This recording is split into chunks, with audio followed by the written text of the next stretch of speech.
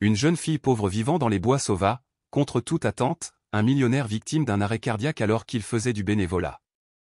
Elle pensa qu'elle serait remerciée. Mais quelques jours plus tard, il la fit pleurer à chaudes larmes. Ne vous éloignez pas trop de la zone sécurisée. La voix résonnait du bout du camp, régulière comme une vieille chanson. L'une des 3 responsables du camp pour enfants s'était penchée à l'ombre d'un érable, plissant les yeux sous le soleil éclatant, tentant de garder le fil de sa vision. Une brise d'automne soufflait doucement sur les enfants qui s'engageaient dans les hautes herbes. Le vent souleva encore plus les cheveux emmêlés d'un garçon qui, avec des mains sales, attachait ses lacets. Qu'il ne s'approche pas du bord du ruisseau, dit une autre accompagnatrice d'une voix monotone, sans lever les yeux de son téléphone où elle consultait le plan du déjeuner. Sur un terrain soigneusement nivelé, des tables de pique-nique en bois étaient disposées en U. On y trouvait des mets simples, des sandwichs aux légumes, des pommes rouges, du jus de fruits, des cookies faits maison. Au centre, une table plus grande recouverte d'une nappe arborait le logo de la fondation, Racines Lumineuses, dédiée aux enfants des orphelinats urbains. Monsieur Benjamin ressemble à mon grand-père, mais en plus propre. S'esclaffa un garçon, murmurant à son ami en voyant l'homme disposer la nourriture. Le mien ne savait que pêcher. Mais cet homme, lui, il sait sourire, ajouta une fillette en robe rouge, les joues rondes de rire. Sans qu'on leur dise rien, les enfants commencèrent à ressentir une affection particulière pour cet homme. Ce n'était pas parce qu'il était riche, ce concept leur échappait, mais parce qu'il écoutait toujours, et n'interrompait jamais. Assis au bout de la grande table, baigné de lumière dorée, se trouvait Benjamin Castro, l'organisateur du pique-nique caritatif du jour. Il portait une chemise blanche, manches retroussées jusqu'au coude. Ses cheveux gris étaient soigneusement coiffés. Son visage portait les marques d'une vie rude, mais ses yeux, eux, étaient d'une douceur étonnante, comme s'il était toujours prêt à écouter. Elle ne parlait pas beaucoup, elle souriait seulement. Et ce sourire, disait une fille plus tôt, ressemblait à un sourire de peinture d'église, pas parce qu'il était joli, mais parce qu'il réchauffait. Un garçon s'approcha timidement, tenant une pomme rouge. « Monsieur, mangez ça. » Benjamin le regarda, puis éclata de rire. « Merci. Mais seuls les gens très bons peuvent manger une pomme d'ange, pas vrai ?» Le garçon acquiesça, déposa la pomme dans sa main, et s'enfuit en souriant à pleines dents. Derrière la table, Isabelle, l'assistante proche de Benjamin, observait la scène avec satisfaction. Elle vérifiait la liste des invités à voix basse avec un homme en costume sombre. La presse ne va pas tarder. Il faut qu'il voie à quel point il est aimable. De l'autre côté, le docteur Germain, en charge de la santé de Benjamin, tenait une bouteille en verre et s'approcha. « Monsieur Benjamin, c'est l'heure. » Benjamin la prit sans regarder l'étiquette. « Ça a le même goût qu'hier, exactement. Les herbes, dans les mêmes proportions. » Il en but une gorgée, posa la bouteille sur la table, et fit un signe aux enfants qui s'alignaient pour recevoir leur repas. Un léger rire lui échappa lorsqu'une fillette glissa dans l'herbe, mais réussit à récupérer sa boîte de biscuits sans la renverser. Puis, en quelques secondes, un son sec, la bouteille en verre heurta la table. Benjamin s'arrêta, posa une main sur sa poitrine. Son visage passa du rose au gris. Ses yeux s'ouvrirent, comme s'il tentait de voir quelque chose, puis se fermèrent. Il tomba sur le côté, emportant une chaise avec lui. Tous se levèrent d'un bond. Des cris retentirent. Les enfants hurlaient. Un garçon s'accrocha à la jambe d'une monitrice. Les filles éclatèrent en sanglots. Les responsables du camp sortirent leur téléphone, les mains tremblantes, incapables de composer un numéro. Les riches participants à l'événement pâlirent, accourant pour voir Benjamin. Désemparés. C'était plus difficile que nager à contre-courant dans les marchés financiers, pensèrent-ils. À quelques pas, Germain s'agrippa au dossier d'une chaise. Il regarda autour de lui, son regard croisa rapidement celui d'Isabelle. Il recula lentement. Personne ne le vit passer un appel. Il ne s'agenouilla pas non plus pour vérifier l'état du patient. Il ne semblait pas vouloir intervenir. Un homme en costume accourut à un associé d'affaires, peut-être tenta une réanimation bouche à bouche, puis l'aida à s'adosser contre un arbre. Il respire encore. C'est sûrement une chute de tension. Laissez-le reprendre connaissance. Apportez-lui du sucre. Non. Son cœur bat irrégulièrement. Hurla une femme. Les enfants, terrorisés, se regroupèrent. Certains pleuraient, d'autres se bouchaient les oreilles. D'autres encore restaient figés, les yeux écarquillés. Et dans ce cercle de panique, une silhouette s'avança. Alma. Une fille d'environ 12 ans. Ses cheveux bruns attachés avec une corde de chanvre, sa robe indigo rapiécée à plusieurs endroits, ses pieds couverts de boue. Mais ses yeux, eux, étaient incroyablement vifs. Rien ne pouvait l'arrêter. Elle marcha droit vers Benjamin, qui tremblait. Elle sortit un petit sac en toile. « Recule, petite. »« Qu'est-ce que tu fais » cria un adulte. Mais aucun son ne sortit de la bouche d'Alma. Elle s'agenouilla. Ses petites mains se posèrent sur le cou de Benjamin, cherchant un pouls. Ses yeux fixaient ses lèvres sèches, bordées de violet. « Du poison. »« Ce n'est pas une chute de tension, » murmura-t-elle. Elle sortit un petit flacon, en tira quelques gouttes d'un liquide jaune pâle qu'elle fit couler dans la bouche de Benjamin. Avec son autre main, elle pressa fort l'espace entre son nez et sa lèvre supérieure.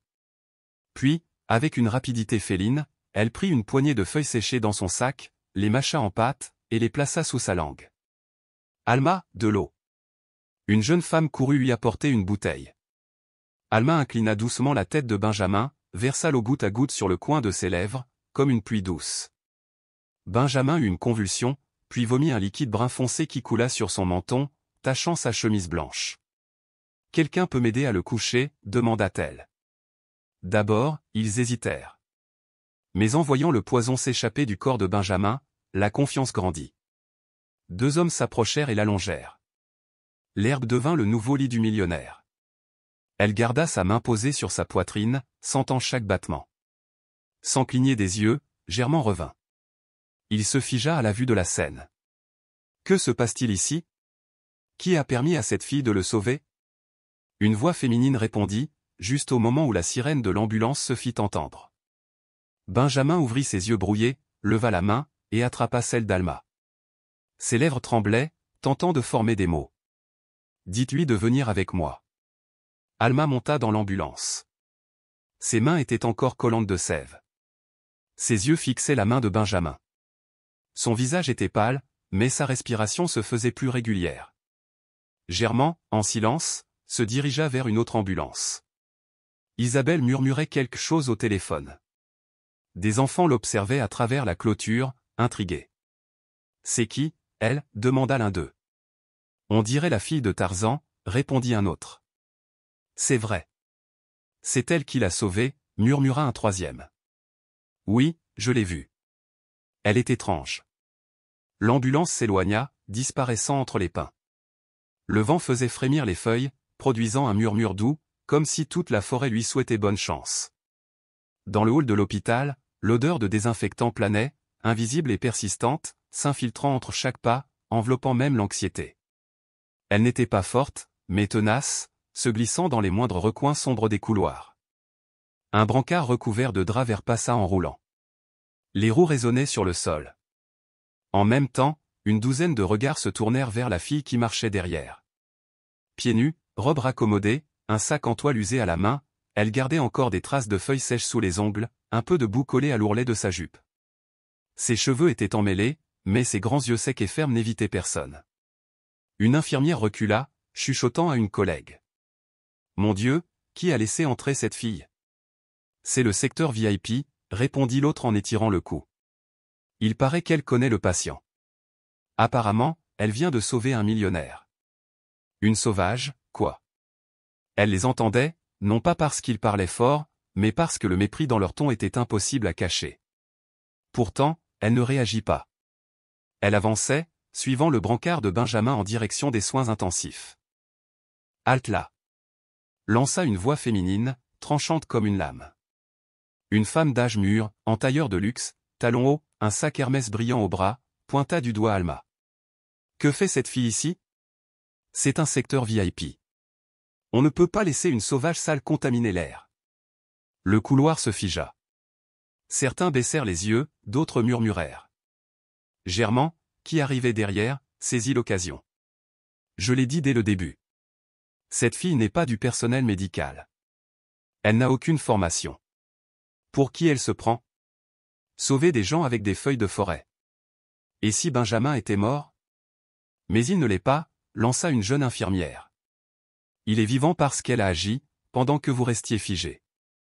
Elle a raison, ajouta un vieil homme en fauteuil roulant, se redressant légèrement. Je l'ai vu. Il l'a remercié encore quand on l'a amené. Silence total. Germain serra les lèvres et se retourna. La femme élégante souffla bruyamment, sortit son téléphone et s'éloigna. Alma restait contre le mur, serrant son sac contre elle. L'odeur de désinfectant se mêlait à l'écho des pas, comme un grondement lointain dans une caverne. Elle ne comprenait pas leur colère. Elle avait simplement fait ce qu'il fallait, comme sa grand-mère le lui disait toujours, si tu peux sauver quelqu'un, fais-le. Tu n'as pas besoin de permission. Un médecin en blouse blanche sortit des urgences, l'air inquiet. Fille, pardon, je ne connais pas ton nom. Monsieur Benjamin s'est réveillé. Il a demandé après toi. Tous les regards se tournèrent vers elle. Germain se figea, muet. Des chuchotements. Alma était encore là, comme si elle ne réalisait pas ce qu'elle venait d'entendre. Viens, s'il te plaît, dit le médecin en lui faisant signe. Alma avança lentement, chaque pas résonnait dans sa poitrine. Elle n'était jamais entrée dans la chambre d'un patient riche. Tout était blanc, froid, propre à en paraître sans âme si différent de sa cabane de bois à moitié construite au fond de la forêt. La porte automatique s'ouvrit. Benjamin était allongé dans le lit, perfusé, un respirateur émettant un bip régulier. Une lampe diffusait une lumière jaune sur son visage pâle. Mais ses yeux, eux, étaient toujours les mêmes, calmes, profonds, d'une douceur troublante. Il tourna la tête. « Approche », dit-il d'une voix rauque mais ferme. Alma s'approcha, tenant toujours son sac. Benjamin tendit la main, froide mais solide. « Merci d'avoir été là. » Alma leva les yeux. Elle allait parler, mais les mots restèrent coincés dans sa gorge. « J'ai seulement fait ce que ma grand-mère aurait fait. Ta grand-mère devait être une grande personne. Elle disait que si on fait ce qui est juste, il ne faut pas avoir peur. » Benjamin sourit légèrement, ferma les yeux un instant, comme pour puiser de la force. « Reste un peu. Au moins jusqu'à ce qu'il soit normal de t'appeler autrement que « la fille ». « C'est comment, ton nom ?»« Alma, monsieur », répondit-elle doucement, bien différente de la fille déterminée qui avait sauvé une vie ce matin-là. « Benjamin. »« Enchanté, Alma. » Dehors, dans le couloir, Germain observait à travers la vitre. Son visage se rembrunit en voyant Benjamin lui tenir la main. Quelques heures plus tard, dans un salon privé de l'espace invité, Alma était assise à une grande table en bois. Une tasse de thé, des biscuits, et une série de livres pour enfants neufs étaient posés devant elle. Une gouvernante très polie s'inclina légèrement. « Monsieur Castro a demandé si nous pouvions préparer une chambre pour vous. Si vous avez besoin de quoi que ce soit, faites-le nous savoir. » Alma leva les yeux, regarda autour. Le plafond haut, les rideaux épais, le parfum doux de lavande. Elle ne savait pas où était sa place, mais pour la première fois depuis des jours, elle se sentit en sécurité. Le ciel de fin d'automne à Boston avait une lumière étrange, ni froide ni brillante, mais tiède, comme un brouillard doux qui enlace tout. Le petit jardin derrière l'hôpital Graceland, réservé aux patients spéciaux, était bien entretenu. Quelques feuilles jaunes résistaient encore au vent. Cet après-midi-là, Benjamin était assis sur un banc de chêne, une couverture sur les genoux. Il observait Alma, attentive, fouillant dans son sac. Ce sont des raisins sauvages. Ma grand-mère disait qu'en tisane, ils réchauffent le ventre et aident à mieux dormir. Je les ai gardés dans ma poche tout ce temps. Benjamin prit une graine, la porta à son nez. Depuis combien de temps vis-tu avec ta grand-mère dans la forêt? Depuis plus de 5 ans. J'avais 6 ans. Elle disait qu'en ville, avec autant de monde, on pouvait se perdre. Il sourit. Se perdre parmi les gens, c'est parfois pire que se perdre dans les bois. Silence. Au loin, la sirène d'une ambulance, douce comme le chant des dernières cigales d'été. Alma s'assit près de lui sans le regarder, les yeux fixés sur l'herbe à leurs pieds. Monsieur Benjamin. Oui. J'ai vu quelque chose le jour où vous êtes tombé. Il tourna la tête vers elle, l'âme en suspens. Elle baissa les yeux, sortit une brindille de menthe de son sac, la fit rouler entre ses doigts. Ce jour-là, juste avant que vous ne tombiez, j'ai vu le docteur Germain et sa secrétaire pas loin. Ils parlaient d'action, de sortie opportune, comme si votre mort arrangeait quelqu'un. Benjamin resta silencieux, les yeux plissés, les rides de ses tempes plus marquées. Tu as entendu ça clairement, demanda-t-il doucement.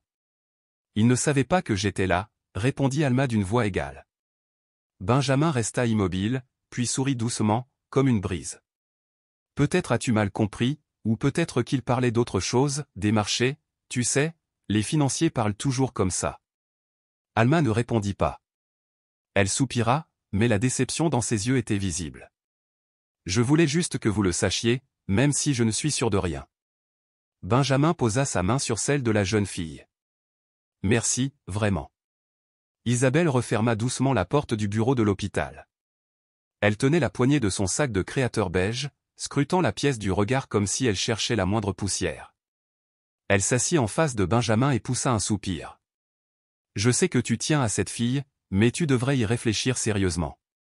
Benjamin leva sa tasse de thé sans en boire une goutte. Que veux-tu dire par cette fille? Elle n'a aucun papier, aucun tuteur. Elle vit dans les bois, probablement de façon illégale. Les gens vont commencer à poser des questions.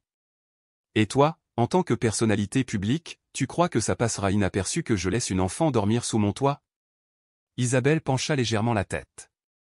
Tout le monde ne pense pas comme toi. Je veux simplement te rappeler ton image, ta position. Benjamin reposa calmement la tasse.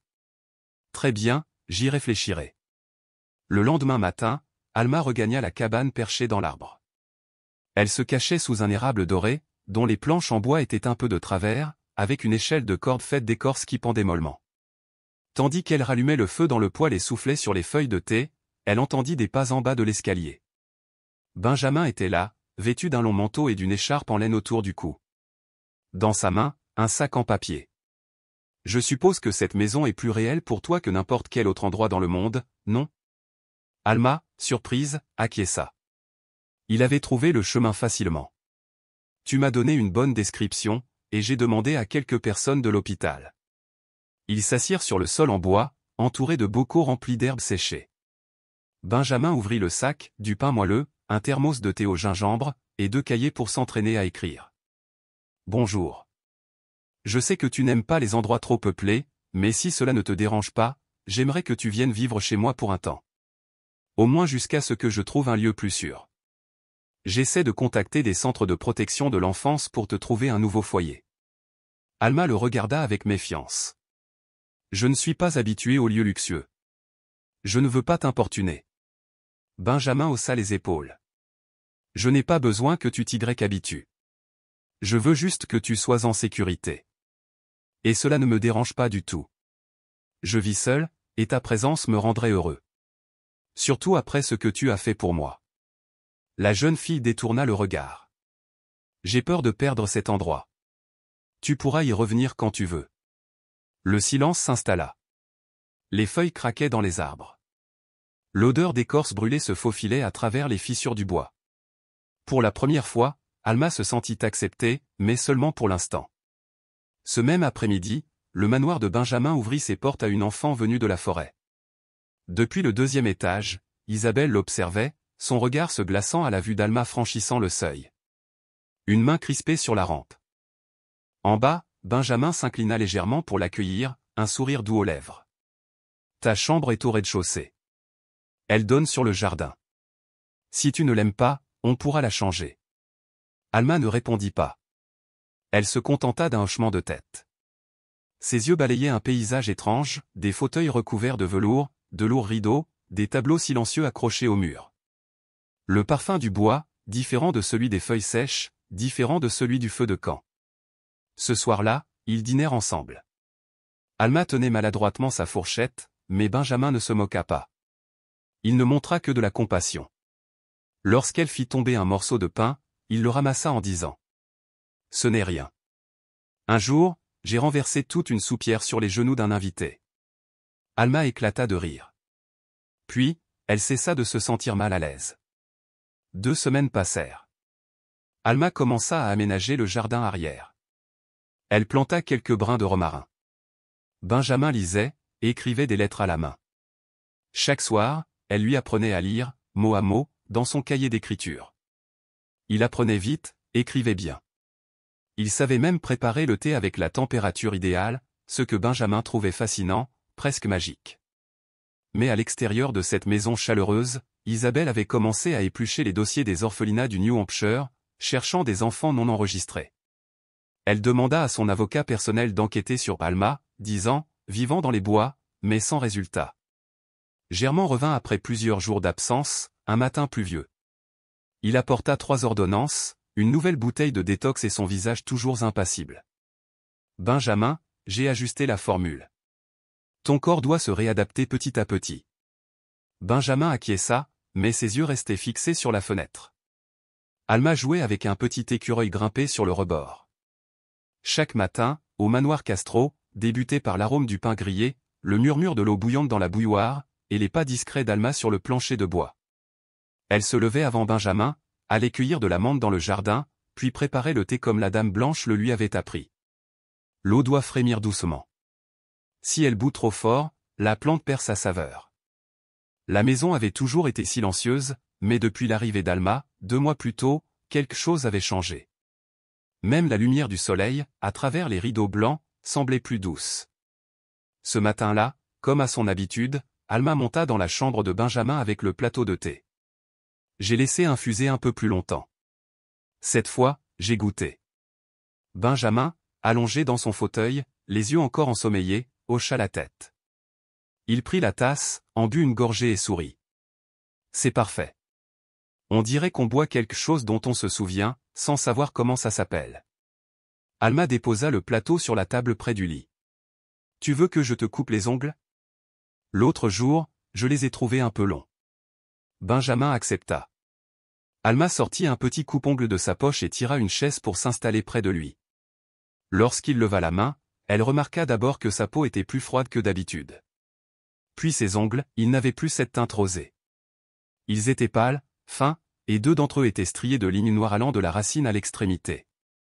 Elle garda un visage calme, mais ses yeux trahissaient une inquiétude. Tu es fatigué, étourdi, peut-être nauséeux? Benjamin rit doucement, puis toussa. On dirait une vraie médecin. Mais non, juste un peu épuisé. Germain dit que c'est le stress. Trop de travail, dernièrement. Alma se tut. Lorsqu'elle eut fini de couper les ongles, elle ramassa les résidus dans un petit papier, les plia soigneusement, puis jeta un coup d'œil furtif vers l'armoire à pharmacie. Là où Germain laissait les plaquettes de pilules et les flacons de détox. L'après-midi, pendant que Benjamin téléphonait dans son bureau, Alma ouvrit doucement l'armoire. Elle prit quelques paquets de médicaments, les glissa dans son sac en toile, referma l'armoire comme si de rien n'était. Dehors, le vent siffla à travers la fente de la porte. Comme pour la prévenir, tu ne dois pas rester ici trop longtemps. Alma pensait les donner à l'infirmière Jimena, celle qui l'avait protégée à l'hôpital. Jimena lui avait dit. Si un jour tu veux faire analyser un médicament, viens me voir. On a un petit labo pour ça. Alma lui faisait confiance. Le soir venu, Benjamin et Alma étaient assis dans le jardin. Il racontait, d'une voix tranquille mais pleine d'humour, comment il avait été refusé lors de son premier investissement.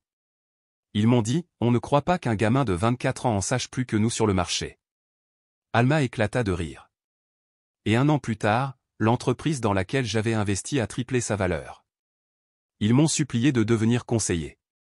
Benjamin allait poursuivre quand il s'arrêta soudainement. Il porta la main à sa poitrine, ferma les yeux, sa respiration se coupa. Alma se leva d'un bond, affolée.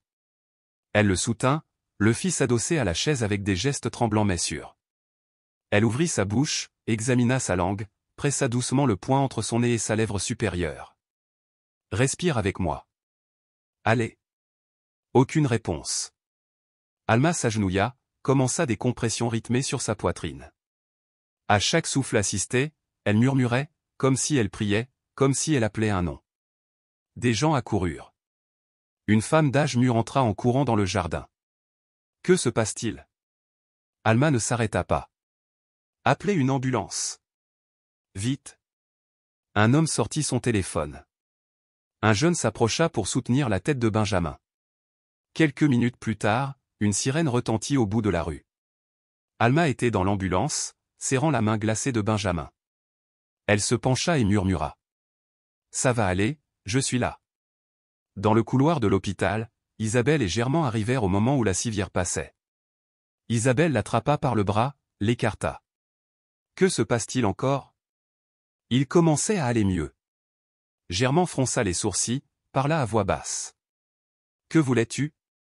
Son corps est plus faible que prévu. Je vais vérifier les médicaments. Isabelle le fusilla du regard. Vérifier, ou encore modifier les dosages? Pas de réponse. Derrière la vitre, Alma regardait Benjamin être emmené en urgence. Ses mains agrippaient fermement son sac en toile. À l'intérieur, les plaquettes de pilules qu'elle avait volées en secret. Elle savait que quelque chose tuait lentement Monsieur Benjamin. Et cette fois, elle ne laisserait personne dire que ce n'était que du stress. Le service de cardiologie de l'hôpital Grassland possédait une petite pièce isolée, au bout du couloir. Une ancienne salle d'archives reconvertie en dépôt de documents. Des étagères jusqu'au plafond, remplies de vieux dossiers bruns. Dans un coin, la poussière gardait le silence de ce que personne ne se souvenait.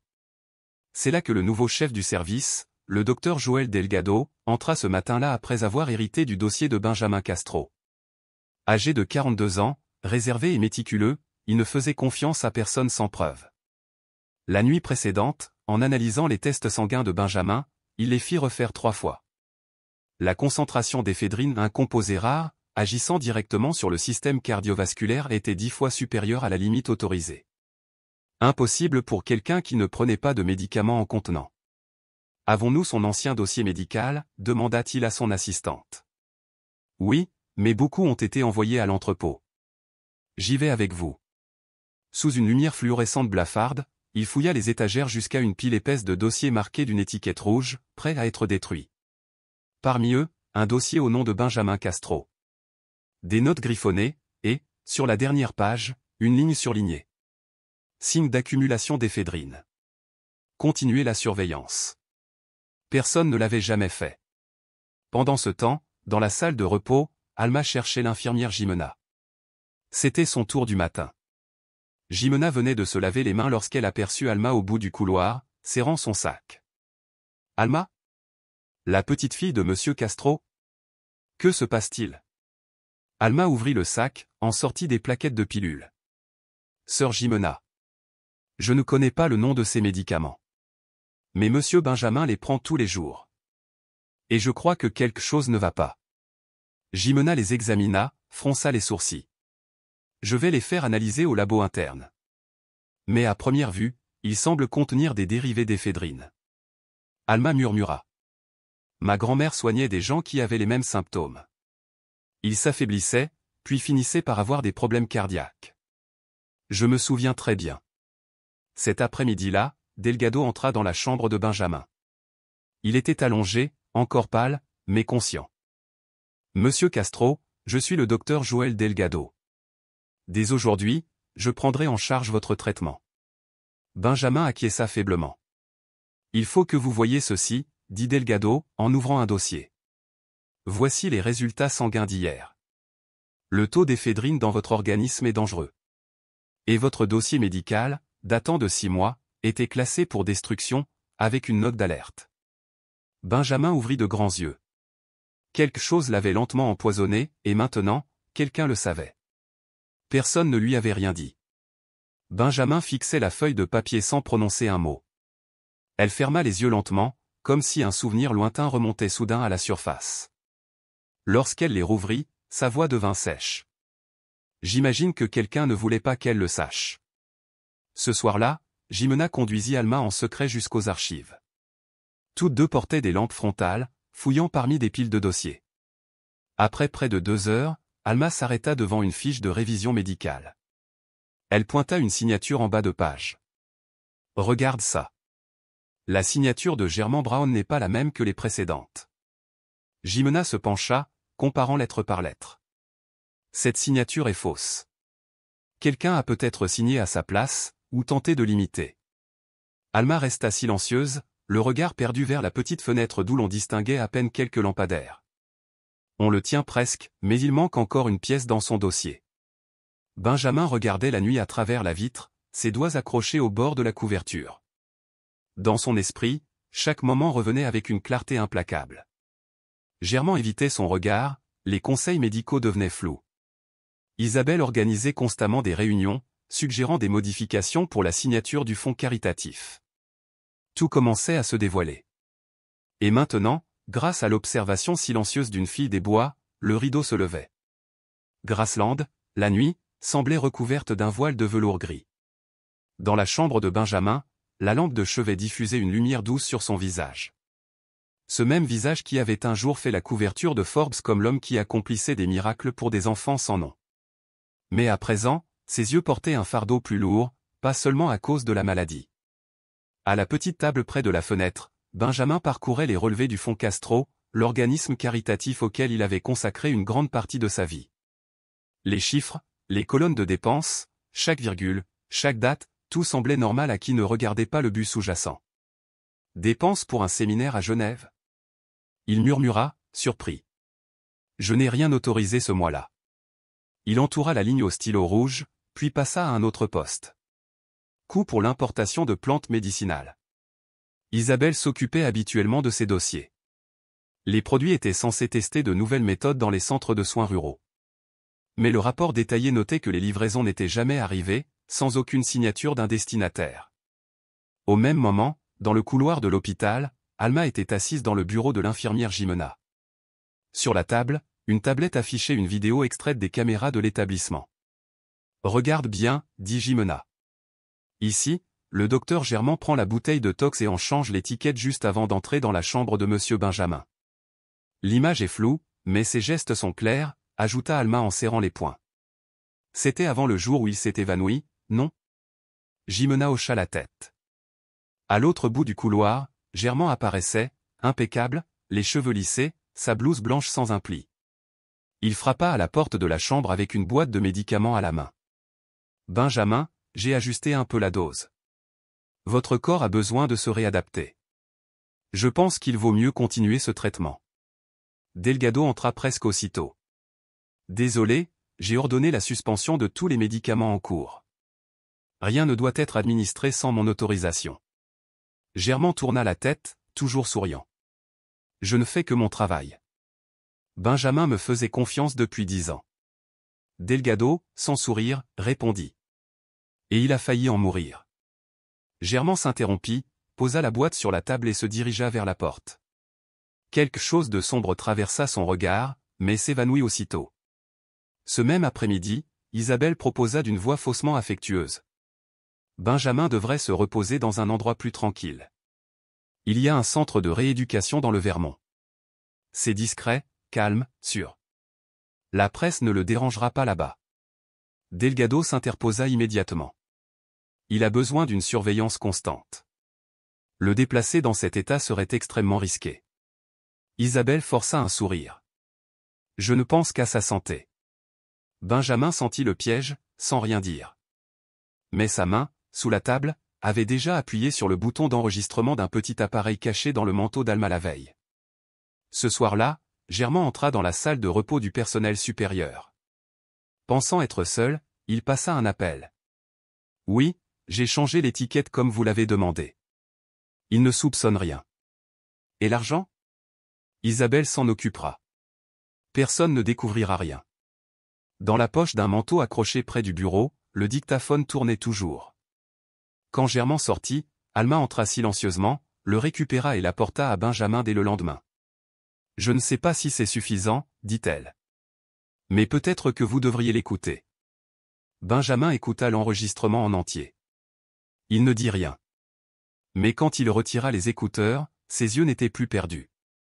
Ils brillaient, silencieusement et profondément, comme s'il venait de retrouver la mémoire.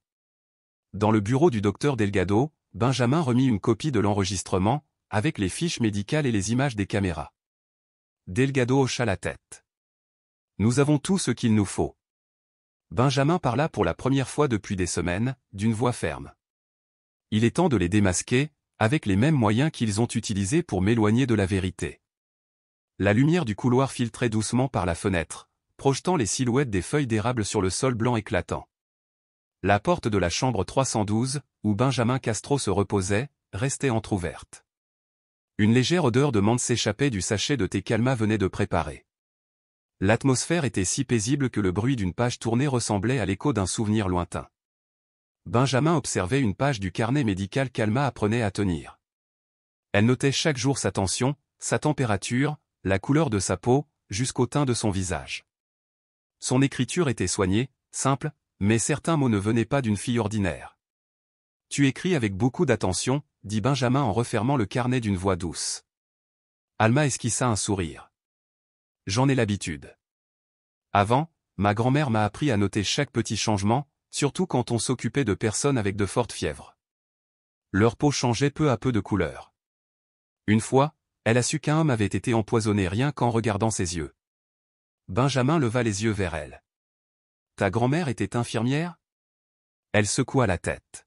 « Elle était domestique quand elle était jeune, puis elle est devenue guérisseuse dans mon village. Elle s'appelait Blanca. Blanca 10. » Cette phrase tomba comme un caillou sur un lac tranquille. Benjamin se figea, agrippa le bord de sa chaise, ses yeux grands ouverts. « Blanca ?» Blanca dit, murmura-t-il si bas qu'Alma l'entendit à peine. « J'ai l'impression qu'elle a toujours vécu avec moi depuis l'enfance, dit-elle. Mes parents sont morts il y a longtemps. Elle est décédée au printemps dernier. » Benjamin posa une main sur sa poitrine, non de douleur, mais de stupéfaction. « Quand j'étais enfant, dans l'ancienne maison du Vermont, il y avait une femme blanche. Elle était gouvernante, mais pour moi, c'était la seule qui parvenait à me faire prendre mes médicaments. La première a utilisé des feuilles bouillies pour faire baisser ma fièvre, car j'avais peur des antibiotiques. Quand ma famille a déménagé en ville, ils lui ont demandé de partir. Je ne l'ai plus jamais revue depuis mes 8 ans. » Alma leva les yeux. Elle racontait souvent l'histoire d'un petit garçon, très têtu. Il ne voulait ni étudier ni dormir. Il n'écoutait que les histoires de la forêt. Benjamin rit doucement, mais ses yeux étaient rouges dans la lumière tamisée. Elle tendit la main. Alma hésita un instant, puis posa la sienne dessus. Sa main était sèche mais chaude. Un lien que l'on croyait enseveli par le temps renaissait. Entre un vieil homme solitaire et une fille qui avait grandi loin du monde. « Elle t'a ramené ici, » dit Benjamin, « à l'endroit que j'appelais autrefois ma maison.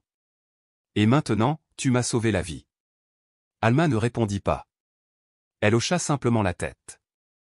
Quelque chose de plus fort que la reconnaissance naquit entre eux. Un lien plus solide que le sang. Une dette d'honneur qui venait d'être rendue, 2 générations plus tard. La lumière de la chambre faiblissait avec le coucher du soleil. Benjamin ne lâchait pas la main d'Alma, comme s'il craignait que ce moment ne soit qu'un rêve. Puis enfin, il la relâcha doucement et se leva, pour la première fois depuis près de 2 semaines. « Tu aurais peur si je décidais de tout renverser ?» demanda-t-il. La jeune fille ne répondit pas tout de suite. Elle se leva, sortit un petit papier de sa poche, une liste de médicaments et de codes qu'elle et Jimena avaient obtenus. Elle le déplia sur la table. « La peur existe, mais ma grand-mère disait que les justes sont souvent seuls avant qu'on ne les croie. » Benjamin baissa les yeux, acquiesça en silence. Ce soir-là, dans une petite salle de réunion attenante au service administratif de l'hôpital, les lumières s'allumèrent pour la première fois depuis des mois. L'avocat personnel de Benjamin, Dorian James, était là, révisant attentivement les documents réunis par Delgado, Alma et Jimena, un enregistrement secret, 3 relevés imprimés du système interne, une vidéo discrète d'Isabelle et Germain parlant dans la cour arrière. « Je ne sais pas si c'est suffisant pour porter plainte, » dit Dorian avec prudence. « Mais pour alerter, rendre public, et ouvrir une enquête interne. »« C'est largement suffisant, » répondit Delgado. « Ils ont tenté de modifier le protocole de traitement, forcer un transfert. C'est une violation médicale. Et si les médicaments étaient nuisibles, des accusations pénales pourraient suivre. » Alma restait près de la porte, serrant son vieux sac, sans interrompre les adultes. Mais lorsque Benjamin croisa son regard, il sut que le courage ne venait pas des preuves ni des dossiers, mais d'une fille qui avait osé dire la vérité, quand personne d'autre ne l'aurait fait. Le lendemain matin, Isabelle se présenta dans la chambre de Benjamin avec un panier de fruits importés et un sourire inutilement poli. « Je voulais juste dire que je tiens à vous. Beaucoup de choses sont exagérées. Germain est peut-être allé un peu trop loin, mais vous avez besoin de quelqu'un qui comprend. Cette fille va tout gâcher ?» Benjamin ne répondit pas tout de suite. Il prit une pomme du panier, la fit lentement tourner dans sa main. « Tu t'inquiètes pour moi, ou pour toi-même ?» Isabelle se figea. « Que veux-tu dire par là ?» Benjamin posa la pomme sur la table, puis sourit. « Tu sais, Je suis encore assez lucide. Comme pour distinguer ceux qui prétendent se soucier de vous et ceux qui cherchent à vous étrangler avec de doux conseils, Isabelle ouvrit la bouche mais aucun mot n'en sortit. Il se détourna lentement, marchant vers la fenêtre. La lumière du matin l'enveloppa, illuminant ce dos qui avait supporté tant de solitude et qui, enfin, commençait à se redresser. Ce soir-là, Jimena, de garde au poste infirmier, remarqua un détail étrange sur l'écran de surveillance. Isabelle et Germain étaient ensemble, dans la cour arrière du centre gériatrique, inconscients que la caméra fonctionnait encore. Ils se faisaient face. Germain déclara. Il ne reste plus que 10%. Une fois que l'argent sera totalement transféré sur le compte secondaire, il démissionnera volontairement. Isabelle pensa que tant que personne ne mentionnait la bouteille de désintoxication de la dernière fois, si elle vivait assez longtemps pour se méfier, le plan serait fichu. Jimena sortit son téléphone et commença à enregistrer. Le clip dura 37 secondes. Suffisamment pour anéantir toute défense. Le lendemain matin, Benjamin apparut pour la première fois depuis des mois à une réunion à huis clos dans la salle de presse de l'hôpital. Il portait de nouveau un costume.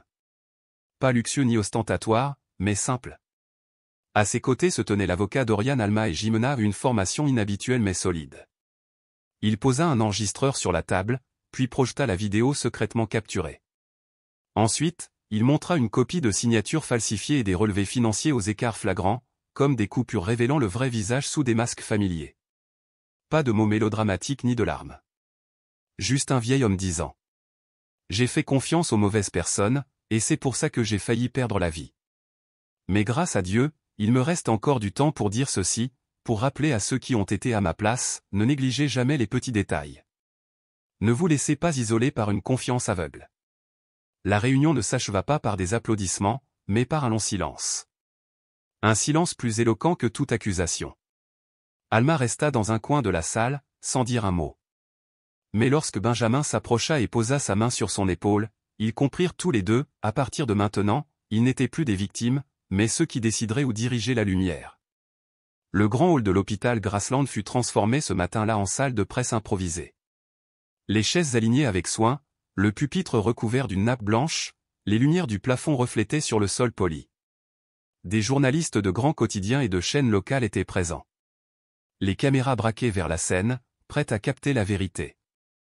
Au premier rang, des visages familiers, collaborateurs de toujours de Benjamin, le directeur de sa fondation, son avocat. Mais ce qui attirait le plus l'attention, c'était un groupe d'enfants boursiers, amenés par leurs enseignants. Les petits étaient assis bien droits, les yeux écarquillés, serrant leur sachet de petit déjeuner. Une minute avant l'heure prévue, Benjamin fit son apparition par l'arrière de la scène. Il portait un costume gris foncé, une cravate relâchée, le visage pâle, mais les yeux plus vifs que jamais. Alma l'accompagnait, agrippée à la manche de sa veste. Il ne recula pas. Ensemble, ils montèrent sur le podium. L'atmosphère devint solennelle. Benjamin posa ses deux mains sur le micro. Il ne regarda pas son discours préparé.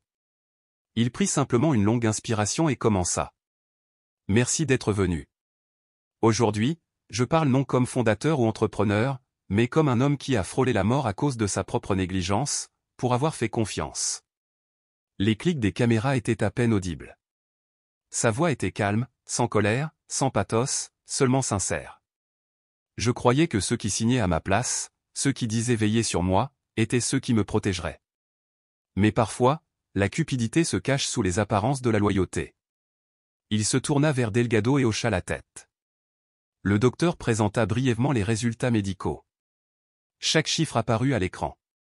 Puis Jimena diffusa la vidéo du jardin, celle où Germain disait « Il ne reste que 10%. » Des murmures s'élevèrent. Certains cadres se regardèrent, inquiets. Benjamin poursuivit. Il posa 3 relevés bancaires sur la table, signature truquée, prescription médicale en concordance. Enfin, il posa sa main sur l'épaule d'Alma et l'invita à le rejoindre. Elle trembla un peu mais resta immobile. Benjamin se pencha vers le micro, sa voix douce mais ferme. Cette petite fille ne m'a pas seulement sauvé la vie. Elle a sauvé mon cœur de la stupidité et de l'aveuglement. Un moment de silence. Puis une vague d'applaudissements pas tonitruants, mais lourds de sens, comme si chacun ressentait plus qu'une dénonciation. Comme s'il assistait à la renaissance d'un courage longtemps endormi.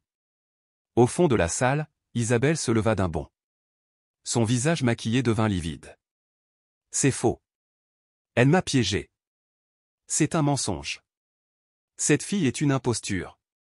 Germain recula vers un coin, blême. Mais lorsque la police entra, son regard se tourna vers Alma. Plus de colère. Juste une résignation silencieuse, comme quelqu'un qui sait qu'il a perdu face à celle qu'il n'avait jamais vue comme une menace. Un agent de sécurité s'approcha. Isabelle se débattit, tenta de récupérer son téléphone, mais on la retint. Germain, lui, ne résista pas. Il hocha légèrement la tête, presque soulagé, lorsqu'on lui passa les menottes. Ils furent escortés hors de la salle, entre les rangées de chaises et les caméras qui filmaient toujours. Sur le podium, Benjamin s'inclina et essuya la sueur du front d'Alma, puis il prit sa main. Sans un mot. Il n'y avait rien à dire. Car en cet instant, la fille venue de la forêt, celle qu'on appelait autrefois la gamine de la rue, se tenait au centre d'une pièce élégante, sous les projecteurs non pour impressionner, mais parce qu'elle était à sa place. Alma ne dit rien, mais les larmes coulèrent, silencieuses. Non par douleur, mais parce qu'enfin, pour la première fois de sa vie, elle était reconnue. Entendue. Et, à ce moment précis, elle devint une pièce essentielle de l'histoire d'un homme qui avait tout perdu mais grâce à elle, avait retrouvé la chose la plus précieuse, la foi en l'humanité.